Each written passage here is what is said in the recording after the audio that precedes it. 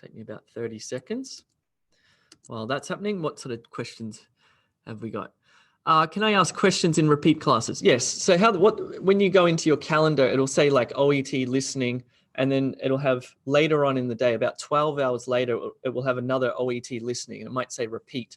That means it's repeating the one from earlier in the day. So for you, it might not be a repeat, depends where you are in the world, but we basically needed to let students know that the classes had the same content in the same day. But yes, you're free to ask questions in the chat during those live classes. Sometimes there are quite a few students. There can be sort of 60, 80, 100 and something students. So sometimes it's difficult for the teacher to get to all of the questions. Yes, but certainly ask questions. While speaking, I repeatedly say, you know, unconsciously. That's okay, but do try to limit it. You should try to limit that anyway. You know what I mean? All right, Lang Yao. Jay, what is the difference between the urgent and non-urgent conversation? Any concerns we need to pay attention to? Interesting, good question. We'll talk about that today, and we'll talk about how in the setting on the role play card, it will tell you whether you're in a sort of urgent situation or not. You might be in the ER, for example, or the ICU, or you might be in a suburban clinic, okay? And so that'll sort of set the tone for your speaking. So it doesn't change much, probably only really changes the tone of the language and the sort of sense of urgency, because the scenario of what's happening will obviously be more or less urgent depending on the setting. So we'll talk about that today. Kyo Young Kim, will my OET exam in Melbourne be cancelled due to stage 4 extensions? I think so, but please check with the official website, the OET official website. I think it probably will. Yeah, if you were taking it this Saturday, but please check with the official website. Happy Teachers Day, Jay. Cool. Thank you, Sanjaya. That's great. All right, now I'm connected to YouTube Live, so that'll keep all those people happy. Hello, everyone on YouTube. You should be at E2 Language in the live class with me and everybody else. But anyway, if you are on YouTube, do click this subscribe button. Okay, today, let me give you a bit of an example of what it is we do at e2language.com. And that is we prepare you for the OET fully online. So you do not need to go to a classroom. Everything is available to you on the internet, on your laptop, okay? Including practice materials, live classes, tutorials, mock test, writing feedback, etc. Okay, and to be perfectly honest with you, I think the level of quality that we give is far beyond most language schools anyway. So you've come to the right place. So what we're going to do in today's class is I'll give you a bit of a sample, a bit of a taster of what it is we do in our live classes. Okay, so this is meant for free students, but if you are a paid student, this will still be helpful. So in today's live class, I'm going to be talking to you about what's coming up this week on e2language.com. We'll have a close look at OET speaking in this one, and we'll end by looking at some study tips for you. So what's coming up this week? A lot, okay? There's a lot of live classes. Usually there's 2 to 3 live classes every day, 7 days a week, okay? And you'll see when you log into your calendar, you just simply click on the event, click register. That's it. It will automatically send you the email so you can join at the right time, etc. Just make sure your time zone is correct. You can change your time zone by clicking on your profile. If you have the wrong time zone, it's obviously going to send you the times in the correct times, but for you the wrong times, okay? So keep that in mind. So in September, 2 or 3 live classes per day, every day. Okay, there's more going on in the platform, but we can talk about that later. Let's talk about OET speaking. So let me give you an overview of OET speaking. On the left-hand side there, you can see role play cards, and we'll have a close look at those in a minute, okay? So on test day, you're going to do 2 5-minute role plays, okay? So the whole interaction itself must take about 15 minutes, I'd say, including the sort of warm up and the handing over of the passport and that sort of stuff. And then 10 minutes of role plays, 2 5-minute role plays. The role plays are profession specific. So nurses will get nursing ones, doctors will get doctors ones, physios get physios, etc. And the scenario and the tasks will be aligned to your profession. So that's good. You should be comfortable, because what these role plays are ultimately doing is simulating what you do or what you should be doing in your clinic, okay? Whatever profession you are and wherever you work. So really, ultimately, what you should be trying to do is thinking of this as a workplace interaction, not an English language test. In saying that, though, there are some things that you need to be conscious of, including the scoring, and we'll talk about that and how to maximize your scores. Now, before you start the role play, you'll get 2 or 3 minutes to prepare. So they'll give you a role play card, okay? And you'll have a pen, you get 2 or 3 minutes to prepare. You can ask questions during this time to the interlocutor, that is the person you'll be speaking to, the person who will be playing the role of the patient or the carer of the patient. You can ask questions like, how do I pronounce this word, or what should I call you? Have I met you before in this role play, etc. Questions like that are completely fine. Then when that 2 or 3 minutes preparation time is up, you'll begin the 5 minutes role play, okay? And it will end at 5 minutes. They will not, even if you're mid-sentence, they will stop you mid-sentence, okay? So keep that in mind. That is not a bad thing, by the way. You will not lose points if you're stopped mid-sentence at the end. So what's relevant in this role play? Well, language skills. You'll be scored on your language skills, which we'll talk about later. You'll be scored on your bedside manner or your clinical communication skills. Your medical knowledge is irrelevant. You will not be scored on your medical knowledge. So if you say something completely incorrect about medical dosages of medication or what to do when this happens, etc., that doesn't matter at all, okay? You're scored on language skills and your clinical communication skills or your bedside manner. Yes, okay. This is what the role play card looks like for you, okay? There also is another role play card for me, the patient, or for me, the carer of the patient. And they look quite identical and they align. So you'll notice some things about this role play card. First of all, you can see setting, suburban general practice. Then you see doctor. Let me get out my little pointer here so I can point some stuff out. Where's my little pointer? Here it is. Cool. So doctor, this is really the scenario. So you're given a scenario here. This is the background information of the particular patient or carer of the patient, okay? And from that, you lead into tasks. 1, 2, 3, 4, 5 tasks. Sometimes there are fewer tasks.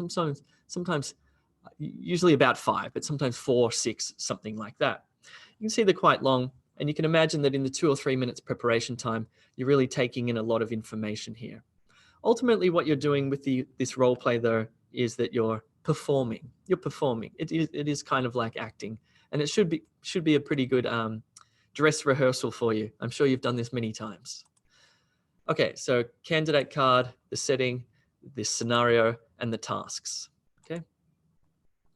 So let's talk more about the setting. So for example, this one said suburban general practice. So why is the setting important? As I said at the start, if you're in an emergency room or an ICU or maybe you're at the patient's home, it's going to change the tone of the role play. But the scenario will really outline the urgency of the patient.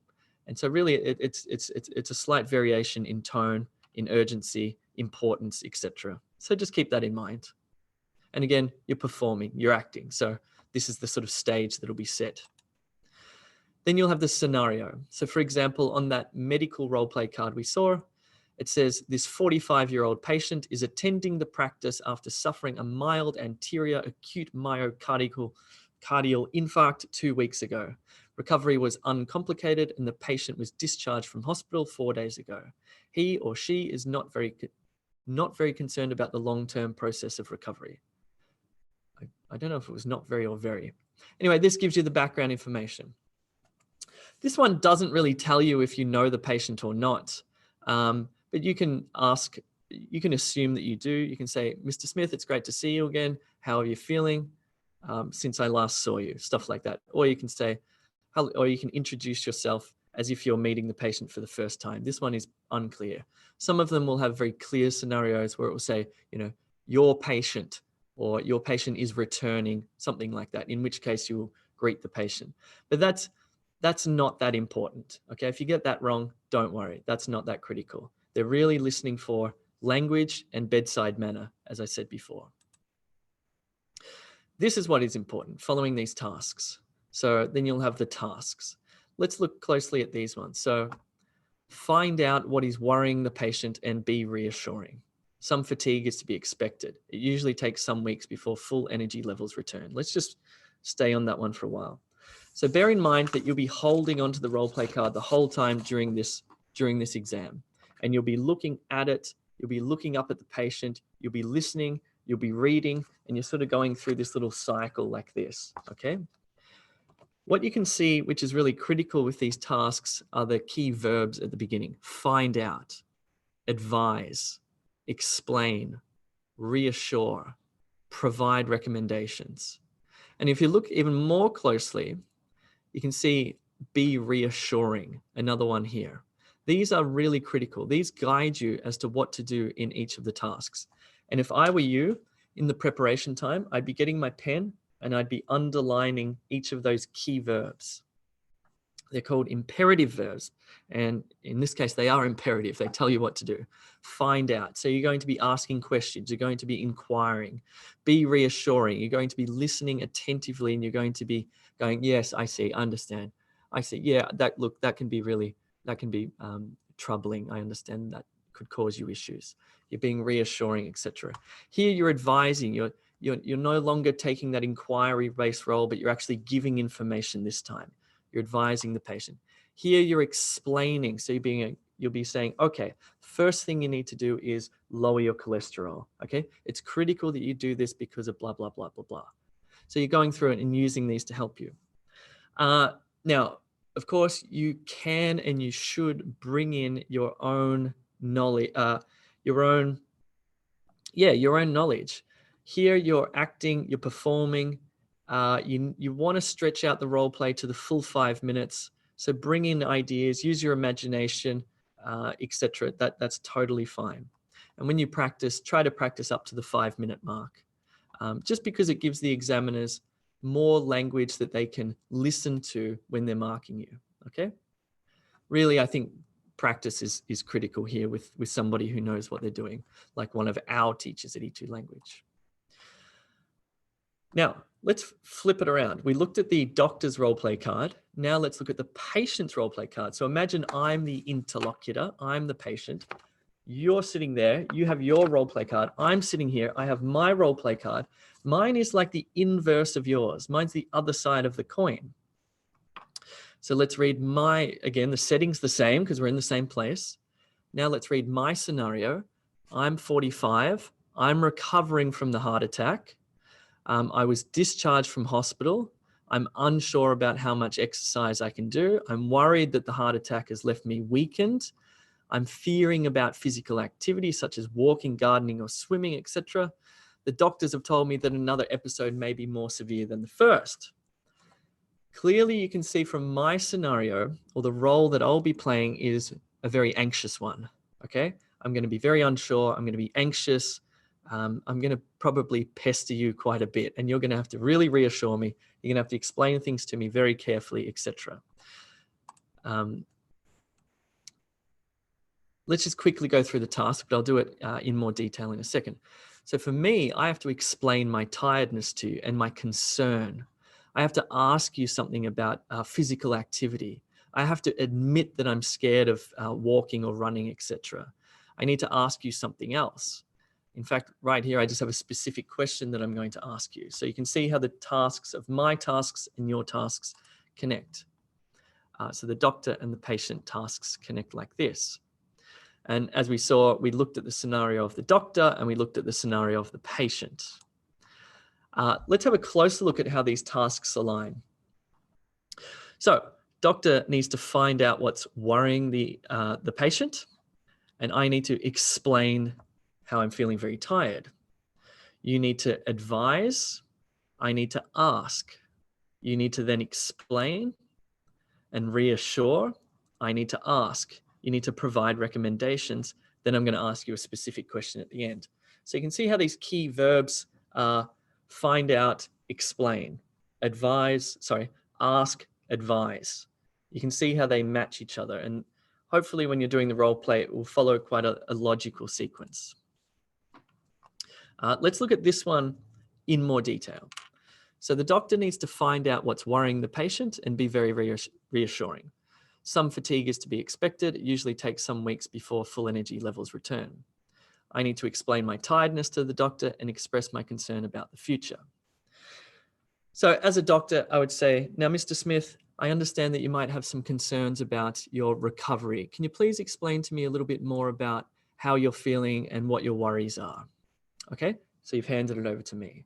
I'll then say, well, doctor, I'm really worried about, physical exercise, and to be perfectly honest, I've just been so tired recently. I can't do anything. I can't go to work, etc. I'm just really worried about what's going to happen in the future. Okay, so then it's not moved on to the next task. Let's stay on this task. Let's really flesh this task out. Here you're going to be reassuring. And you might ask me a question about, well, what sort of work do you do, Mr. Smith? Can you tell me a little bit more about that? And I do understand that it can be very concerning, blah, blah, blah, blah. And I'll say, well, I work in an office, da, da, da, da, da. And you're going to then move back to this part here and explain how fatigue is to be expected, blah, blah, blah, blah, blah. So you don't just rapidly move through the tasks. You stay on each task and you extrapolate, you flesh it out, you use language, you extract language, etc. Okay.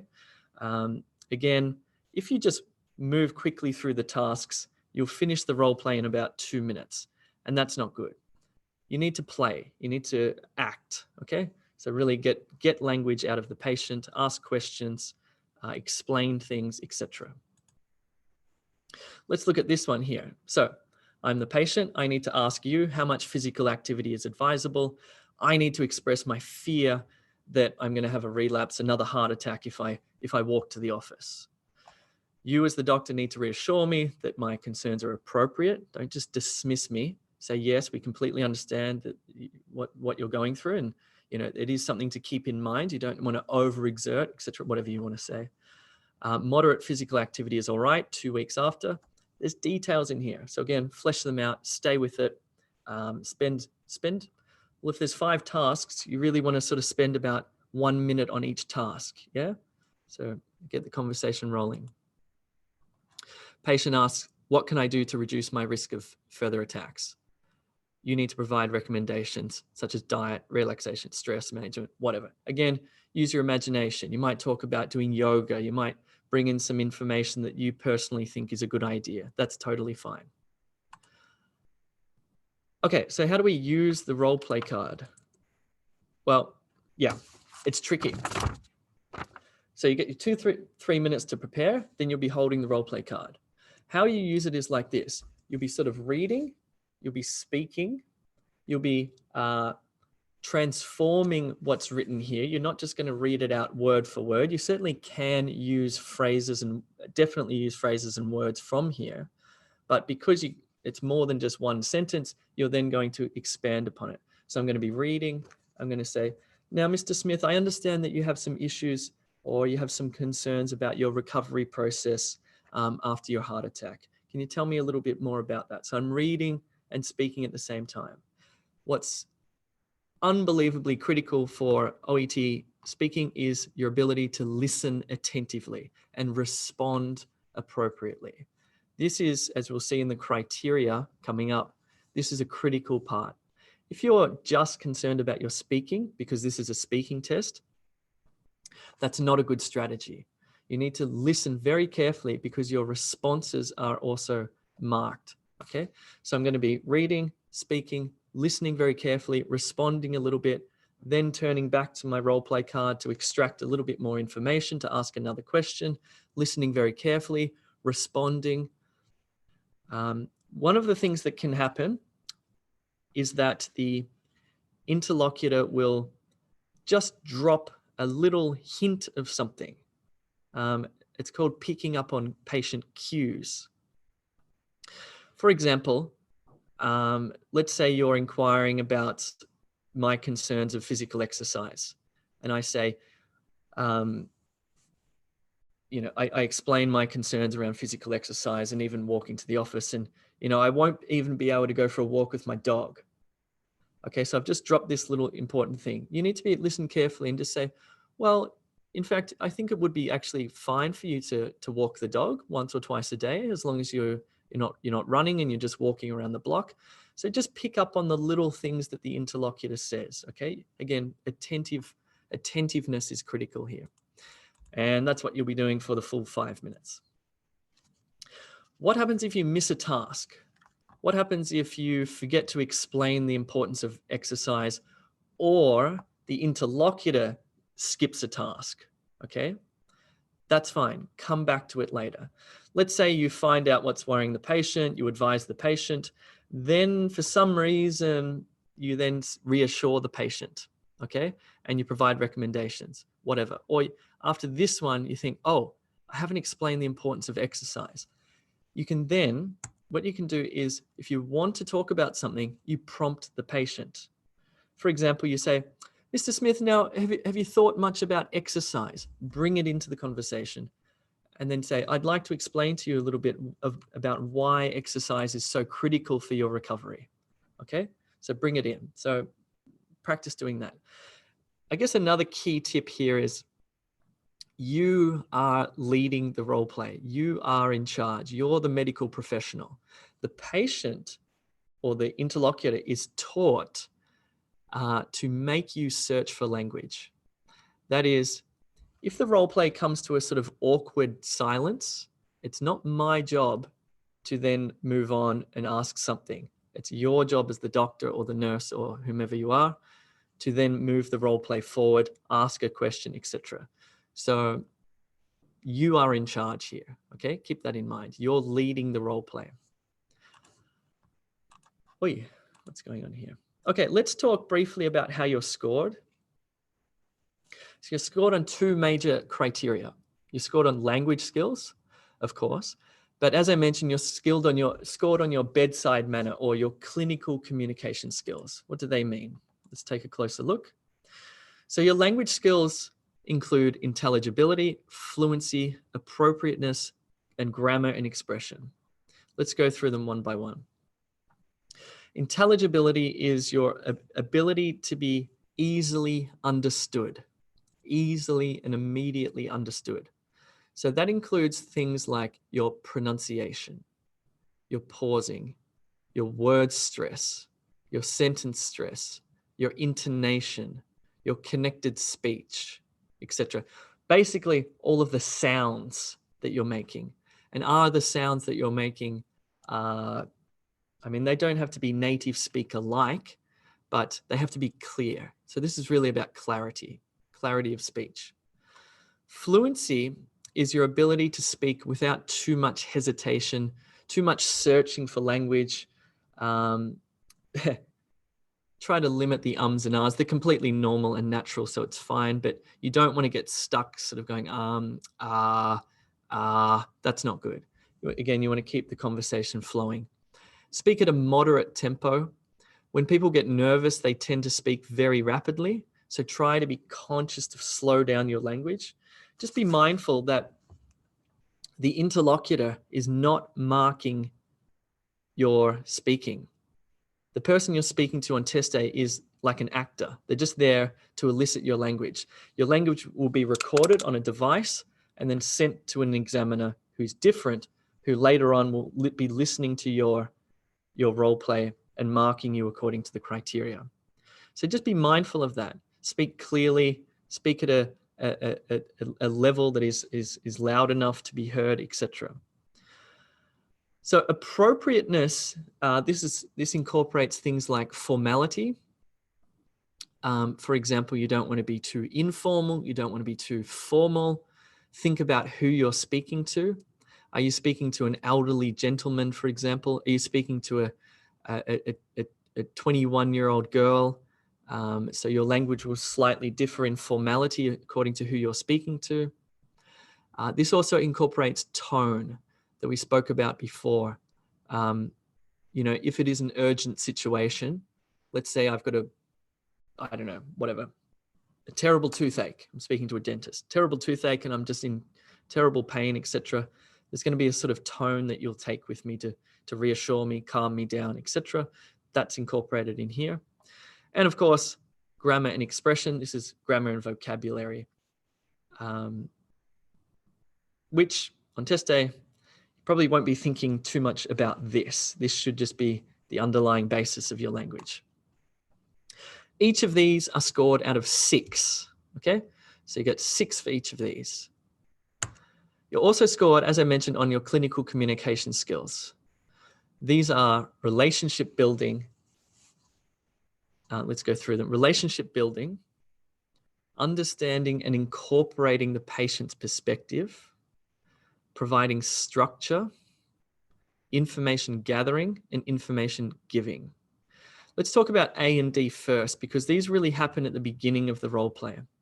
So with relationship building, this is all about attentiveness, listening carefully to the patient, understanding what the patient's saying, being empathic, etc. Okay, building a trusting environment so the patient can speak and you can have an interaction. I won't go through these in detail, namely because there's a lot there.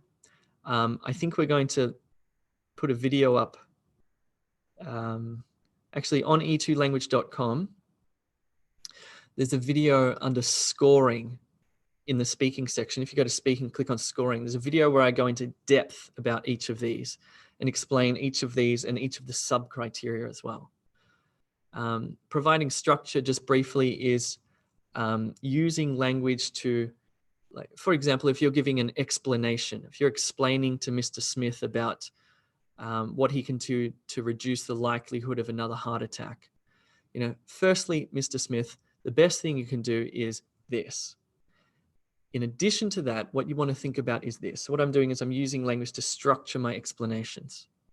And also just sort of, again, taking charge of the role play and structuring the whole thing. Information gathering really happens, well, it happens largely at the beginning. You're going to be gathering information from Mr. Smith before you move on to the explanations and advising, etc. But also at different points throughout the role play, you'll be getting information from Mr. Smith, okay? You'll be asking a lot of questions. Questions are critical. Open questions. Can you tell me about the pain, Mr. Smith? Closed questions. So you said it feels like a stabbing pain? Yes, no. And then at some points along, you'll also be obviously giving information to Mr. Smith. These are scored out of 3 each. So to some degree, they're less important, but really you want to maximize all your scores on test day. Cool. That's enough rambling from me. If you haven't yet taken our mini mock test, I suggest you do so. And I suggest you do so quickly, by the way. We're a bit short on availability, so please get in there and book your speaking mock test immediately if you can. Also check back for availability, because teachers will be adding more availability throughout the week. But this is a great way to get a good indication of whether you're ready for OET or what specifically you'll need to work on, because the teachers will be giving you writing feedback, speaking feedback, and you'll be able to view in detail how you went with listening ABC, reading ABC, etc. Cool. So just before we move to a Q&A, later today we have an OET reading live class. Tomorrow, 2 OET listening live classes. Wednesday, 2 speaking, writing for doctors. On Wednesday, I'll be doing an OET writing workshop. So in detail, looking closely at OET writing. Thursday, there's 2 OET writing for doctors classes, an OET writing for nurses, lots of live classes. You can see them all on e2language.com. Cool. All right. What's going on? I've lost my mouse cursor. All right. Questions. Let's go through. Angel, for the speaking, I just finished my mini mock test with Judy. It was really useful for me. I did not speak the bullet points in the same order with the test paper. Okay. It doesn't really matter if you don't follow the order of the tasks, but keep in mind, it just makes the role play easier because the tasks are aligned. But as I said, you can jump around, and if you forget a task or a task doesn't come up, you bring it up. You're leading the role play. Daniela, I have a question. Can you please show us how should the introduction when you're in an emergency setting? when the patient is coming for results. What would you do in your what would you do? What would you do in a real life scenario? I guess it doesn't change that much. The tone of your voice will change slightly. Let's say there's an emergency situation. Let's say, for example, my son is having an asthma attack, and he's in the emergency, or I'm waiting in the waiting room, and I say, "Excuse me, nurse, my son really needs to see a doctor." Okay, and your role play card says something about reassure the father that the doctor will be on his way soon. So again, you'd be using that language. You'd be saying, now I've spoken to the GP. He will be, or I've spoken to the doctor. He will be out very soon. Now, in the meantime, what I want you to do is this. Again, it's sort of tone of voice type stuff. If the patient's coming in for results, you can say, "Mr. Smith, good to see you again. Now, I have some results, some good and bad news, and I want to talk to you about that. Sanjaya, do I need to introduce myself while dealing with follow-up patients?" Just at the beginning, you can say, no, you don't actually. You can just say, "Hello, Mr. Smith, nice to see you again." If you haven't met the patient before, you just say, "Hello, Mr. Smith, my name is Dr. Sanjaya. I'll be your doctor today, blah, blah, blah, blah, blah." Danielle, is there a clock to track time? I don't think so. I don't think so. I'm not 100% sure, but I don't think so. So get a feel for how long 5 minutes lasts for.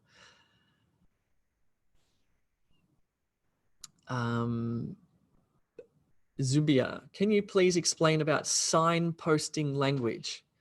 Yeah, this is actually something that you're marked on, and it comes under providing structure.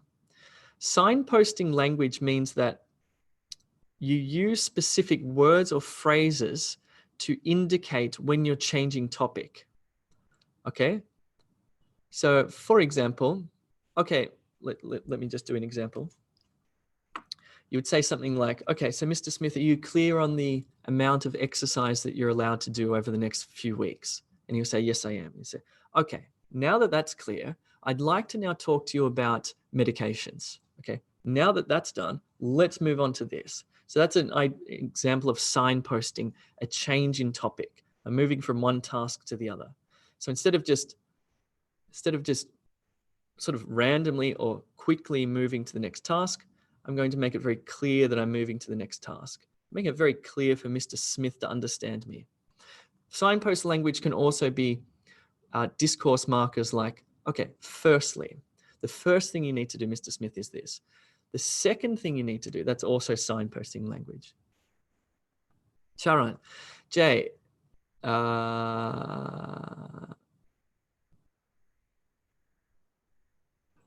Charan's got a question about this scenario. The scenario is important to gather information, and to also establish rapport and trust with the patient, relationship building. So you're really using probably about a good 30, 40 seconds, maybe a minute at the beginning to sort of find out about that scenario, get the patient to talk, ask questions, elicit information, etc. Build that rapport, build that trust, and gather information. And a lot of that will be done through asking open questions. Okay, so for example, Charan's got a question here which says, "So Mr. Smith, I understand you've come here today because of chest pain." Now that's a yes/no question. That's not going to get Mr. Smith to talk. You need to ask Mr. Smith about, "Can you tell me about some of your concerns?" Okay, that will open up the conversation. So Mr. Smith then says, "Well, to be honest, I've got these concerns about blah, blah, blah, blah, blah." Sanjaya, do you have another mock test? No, I'm sorry. We've just got the one at the moment. We're writing another one. Because of COVID, we couldn't record the audios and there's been all sorts of problems. I'm sorry about that. We've just got the one mock test at the moment. Juna, do we still have a separate answer booklet for listening and reading?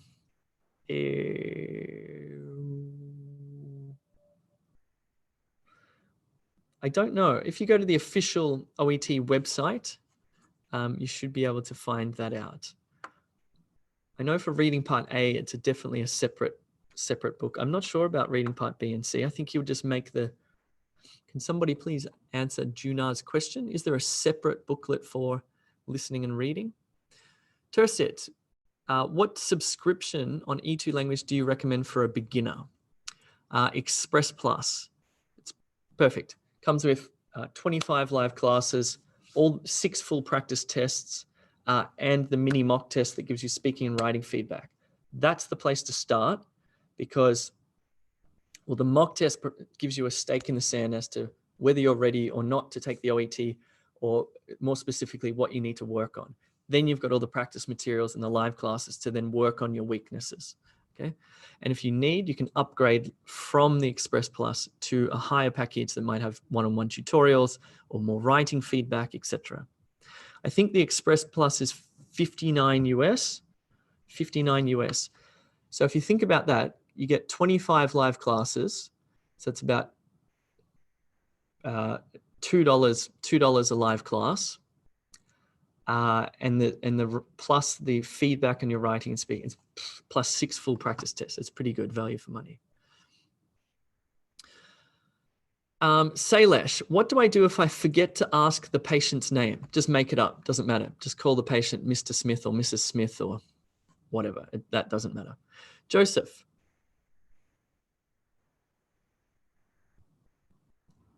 Joseph says, sometimes the questions on the role play cards and the 2 role play cards do not align perfectly.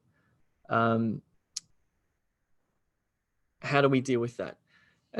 They don't. You know, as I showed you, it was like ask, explain, reassure, blah, blah, blah. So there's some level of alignment there, but really, again, you have to use your imagination. You have to extrapolate. You have to ask questions and just make the story, continue the story on.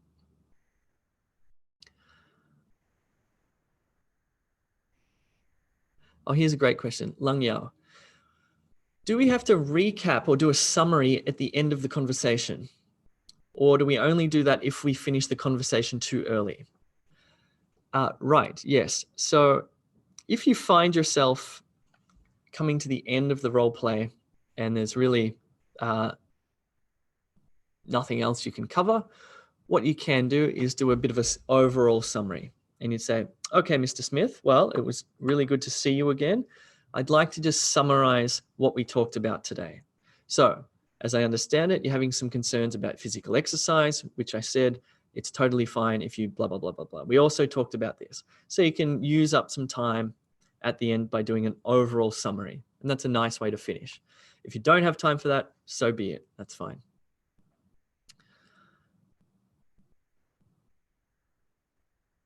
Alan Govan, if the examiner stops me at 5 minutes, is that a problem? No. Nope.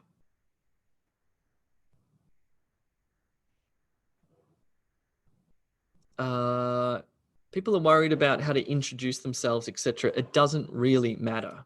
It really is beside the point. I know it's the start of the role play and you want to get that right, but that's the least of your concerns here. To introduce yourself, you say 2 things. You don't introduce yourself because you know the patient, in which case you say, hello, Mr. Smith. It's nice to see you again. I understand that you've been blah, blah, blah, blah, blah. Can you tell me more about that? Or if you don't know the patient, you say, hello, Mr. Smith. My name is Jay. It's lovely to see you. I'll be your nurse for this afternoon. Now, I understand that, blah, blah. That's it. Simple as that. Sailesh, how do I improve the fluency of my speaking? Really, this is a question about vocabulary primarily and grammar. And it's a question of how immediately or how easily, how automatically this comes to your mind. This comes to your mind and how easily you can formulate sentences, etc. This is a fundamental skill. So you need to think about working on vocab and grammar.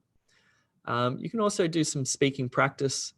If you have they have this practice called shadowing, which is quite interesting. Like if you find a video on the internet that has a transcript, like a TED talk or a university lecture, actually playing that, reading and speaking along with the lecturer to sort of get the right momentum and pace, etc., if the lecturer is coherent, that is. Faha, what kind of introduction about yourself? Sanjaya, again, people are obsessed with those questions. Addressing the patient doesn't matter. Call them Mr. Smith, ask them what during the preparation time, ask them what their name is. Daniela, in the mini mock test, what percentage will represent a B score? I don't know. You'll have to email hello@e2language.com. Will it be okay if I speak my own content to reassure and advise? Yes, you must. You have to. You have to bring in your own language, your own sort of stories, etc., your own explanations, your own this, that. That's totally fine. And your own questions, of course. Cool. That's all.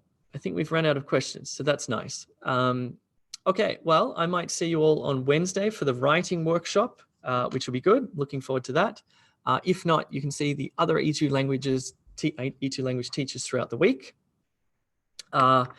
Please book if you're taking the test this Saturday, please book your speaking test as soon as possible. Please check back if there's no availability right now, because teachers will be adding availability tomorrow, etc. If you're not taking the OET this week, can I ask you to book your tutorials, etc., for next week? Just because we've got a bit of a rush. What else do I want to say? Oh yeah, if you're watching this on YouTube, come over to e2language.com. That's where the magic happens. Cool. If you missed, Daniela, if you missed the writing workshop, we'll post it in the recorded live classes for paid members to watch, okay?